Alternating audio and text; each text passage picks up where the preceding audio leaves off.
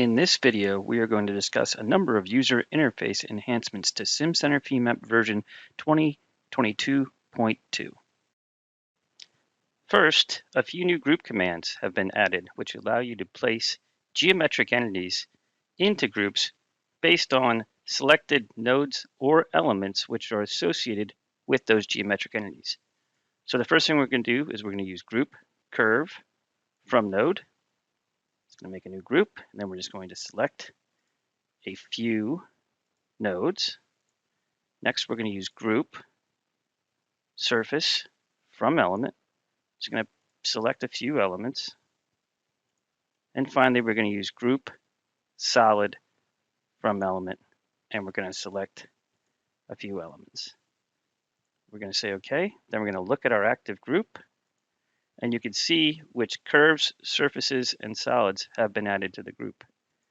Looking at our full model again, similar to these group methods, methods have been added to the standard entity selection box for geometric entities. So let's just say we were going to do list, geometry, curve, and I choose method from node. If I were to choose these nodes, and then use the highlighting functionality, I can see which entities are going to be added to my selection.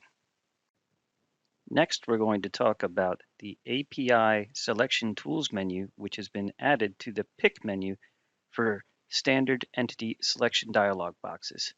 I'm going to use the Window Show Entities command. Just choose Node, say OK. Now, in the dialog box, I can use Pick, and then I can go to my API Selection Tools submenu, and I'm just going to say Add Nodes by Range, and say OK, and then we can see how they're highlighted.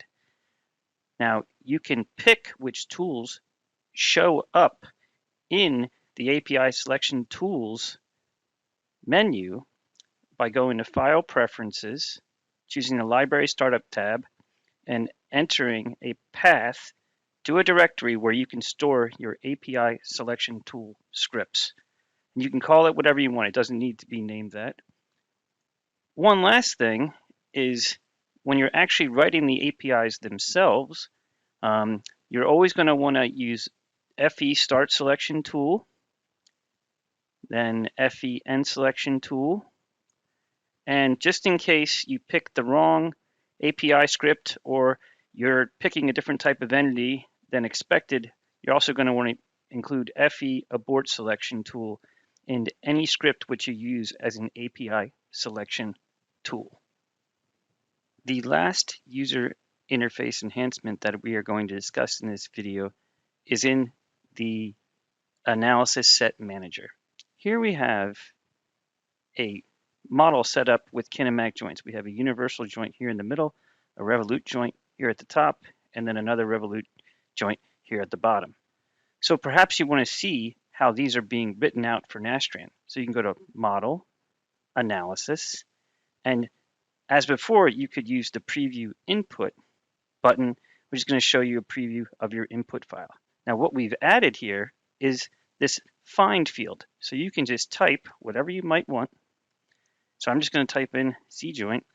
And what's going to do is it's going to find the first C joint in my model. Then if I click it again, it'll find the next one that's going to be in the input file, and then finally the last one. Now if I click it again, it's just going to return to the top and just going to keep cycling through here. If I were to change this, then I just click the button again and we can start looking for new items. So for anybody who wants to take a look at their Nastran input file and make sure the right thing's going out, this should be some helpful functionality.